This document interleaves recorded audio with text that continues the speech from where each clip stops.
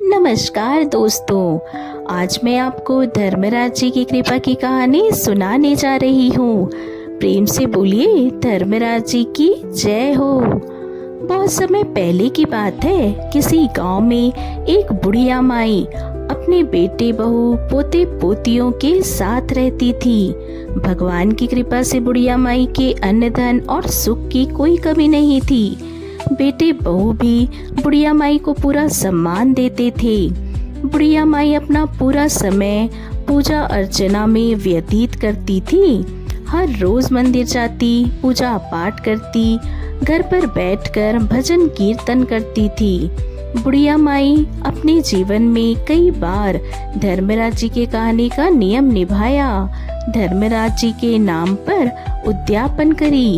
एक दिन बुढ़िया माई का छोटा बेटा बोला, माँ तुम भगवान की इतनी पूजा पाठ करती हो, भगवान का आशीर्वाद भी तुम पर है। उनकी कृपा से अपने घर में किसी भी चीज की कोई कमी नहीं है, फिर भी तुम हर समय पूजा पाठ में क्यों लगी रहती हो?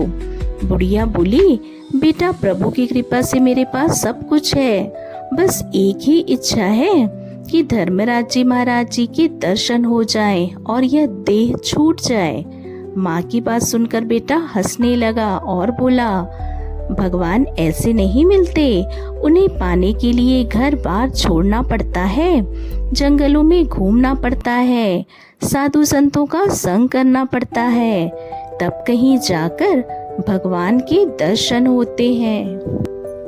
ऐसे घर में रहते हुए भगवान के दर्शन नहीं होते।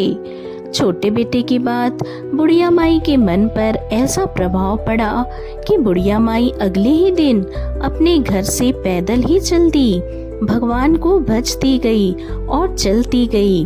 चलते चलते उन्हें रास्ते में एक और बुढ़िया माई मिली। वह उनसे पूछने लगी, बहन भगवान का भजन करते हुए कहाँ जा रही हो? तब वह बोली, भगवान के दर्शन करने जा रही हूँ। तो दूसरी बुढ़िया माई बोली, अच्छा मंदिर जा रही हो?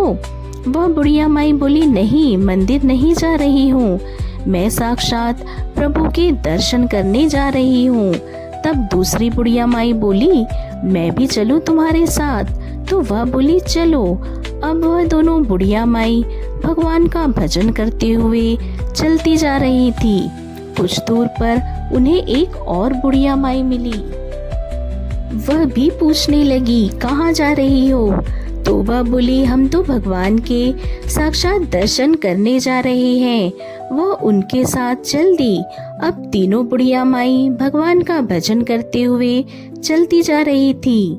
धर्मराज जी स्वर्ग लोक में बैठे बैठे तीनों बुढ़िया को देख रहे थे और यह तीनों बुढ़िया मेरा भजन कर रही हैं, मेरा दर्शन करना चाहती हैं और स्वर्ग लोक के सुखों को भोगना चाहती हैं। चलकर इनकी परीक्षा लेनी चाहिए। परीक्षा लेने के लिए भगवान उनके रास्ते में सोने की मोहरों से भरा एक थैला गिरा देते हैं। पहली बुढ़िया माई भजन करते हुए आगे निकल गई।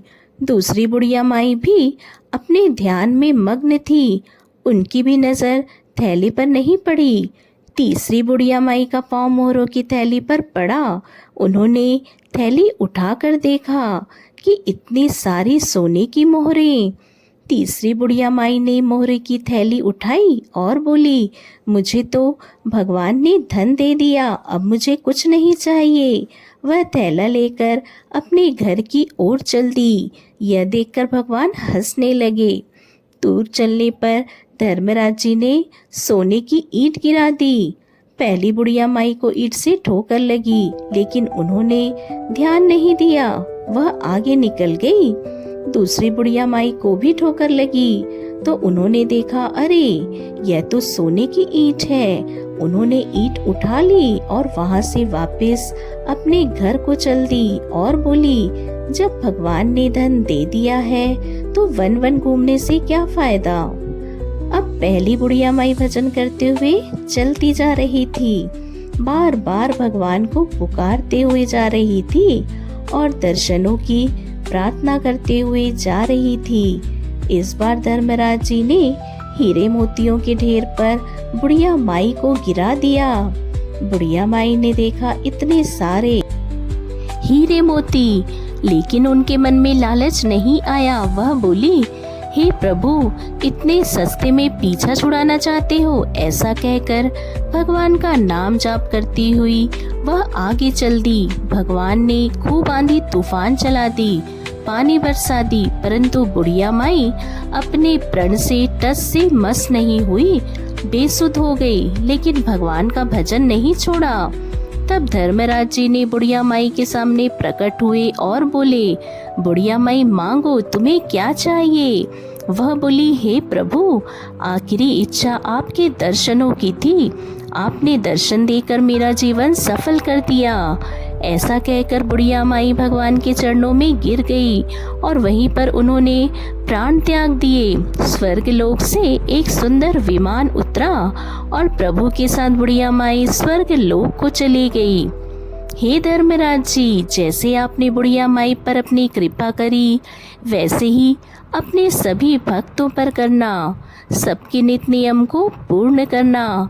कहानी अधूरी हो तो पूरी करना, पूरी हो तो मान रखना।